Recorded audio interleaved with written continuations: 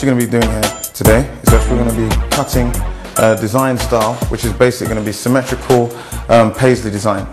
Now what that's going to require us to do is to be able to establish exactly where the symmetry begins, and where we're actually going to begin from will be the nape area.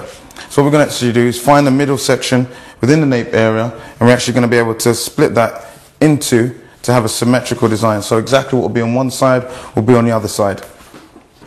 The main thing before we actually begin the design is to ensure that we've actually looked at all the influencing factors that might be or could influence the haircut.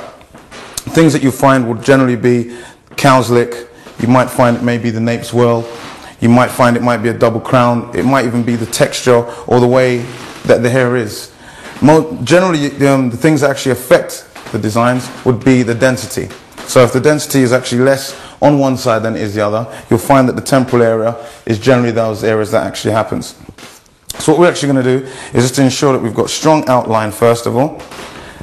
So we'll actually try and frame the haircut in the beginning by just using one of our clippers and just getting a nice sharp edge all the way around, and that helps us to establish exactly the right sort of shape, and it gives us a good foundation to begin the symmetry. The main thing is to ensure that we get the outside lines just behind the ears. So first of all, just tilt the head into position and we comb. Very important to keep your fingers behind the ears, and we'll just literally just tap just to get our initial outline. Once we've done that, we just move to the other side. Actually, just tap the same motion in. Just use the back of the tool just to clean the neck area, as it's a sensitive area. We're now able to just try and get evenness. We've got a point here, we need to get rid of that. This is a little bit of a nape swirl that this client has, so what we need to do is just remove that and get a nice little soft line to it. This is it's a lady, so we actually want the lines to be quite graceful, quite feminine. So what we're going to do is actually take those points off and give it a nice curve. And then change to the other side.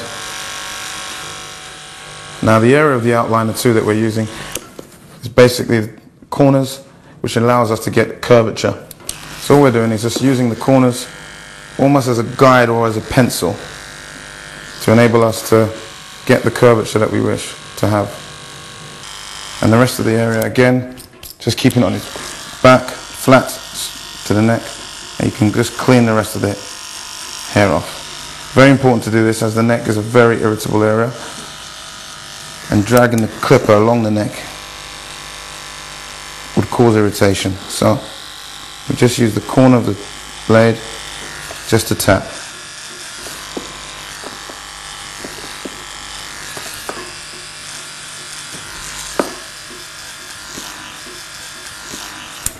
So now we've more or less got our symmetrical area, as you can see there. We are now able to just try and get evenness. We've got a point here, we need to get rid of that.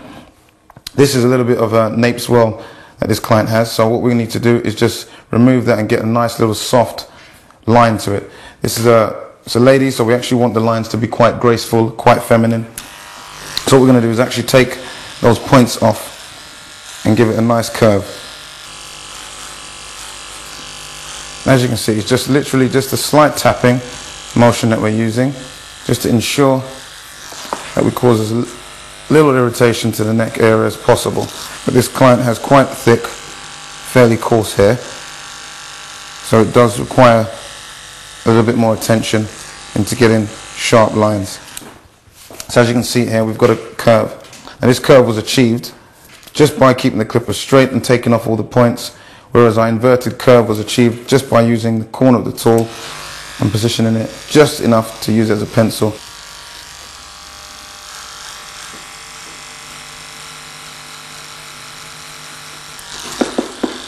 So again, just cleaning the neck area, just keeping it on its flat back.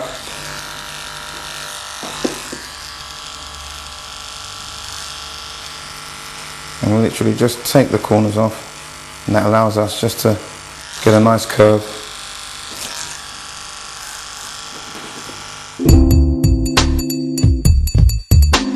have our outline, we've got our symmetrical outline shape, we can now begin the inside and be able to put a symmetrical design in there. Based on this outline shape that we've got, it makes things a lot easier to be able to put our symmetrical design based on this outline. The next tool we're going to be using is the Andis Trendsetter. The reason why we're going to be using this is just to take down the level of hair.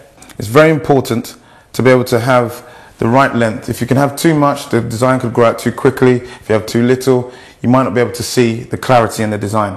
So the ideal height for anyone, regardless of hair texture type, whether it be Afro, whether it be European, the ideal length of hair to have for a design would be a low blanket of hair, just to ensure that it's flat to the head, but it doesn't enable you to be able to see the scalp through the hair. And that will give you a strong density to have a good sharp design.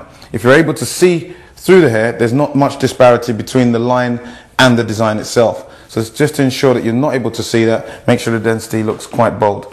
So what we're going to do is just put our attachment onto our Trendsetter, just clip that on. So just literally comb and stroke.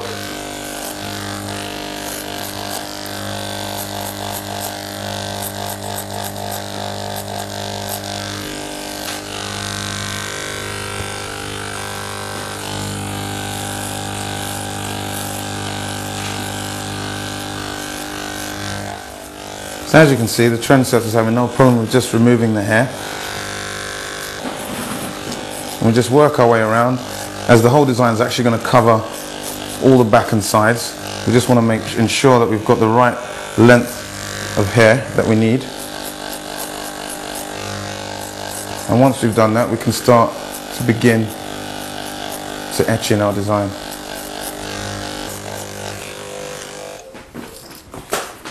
The next tool we're going to be using is the Andis XL 2-speed, which has 2 speeds, first and second. So what we're going to do is just attach our clipper attachment on there. You actually get up to 18 blades with this. The one that we're using here is a 3/0 blade. So as we begin our line, we actually want a form of border or somewhat a frame that will actually follow our perimeter outline that we've got here. So it's very important to be able to see the width that you're going to create for your border. And how you do that is to ensure that you actually see the line, or enable yourself to see the line, and enables you to be able to see the width that you wish to create for your design. So as you can see, we just put our line in.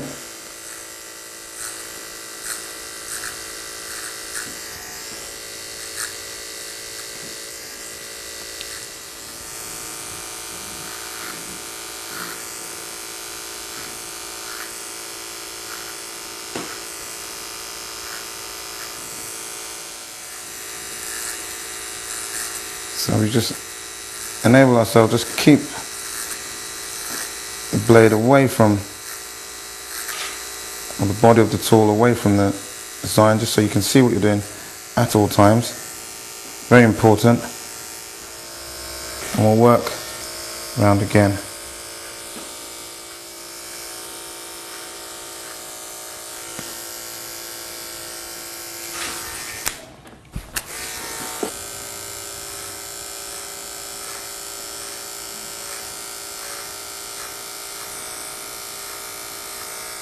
The technique that we're going to use to actually get precision on the design in terms of where we're placing the tool is the finger technique. So we just actually use our finger, we place it down on the neck, the comb goes into our hands, our thumb is placed behind the blade, and you use that thumb to actually just lever your tool into the position that you wish to have. Now this just helps for precision. It helps those that might be afraid of using big clippers to do designs. And again, we're still only using literally the corner of our tool here. So it would just be the first 2 teeth of the clipper that we're using to get our design. What I'm just doing there is just checking, just to make sure that we can get our design as symmetrical as possible.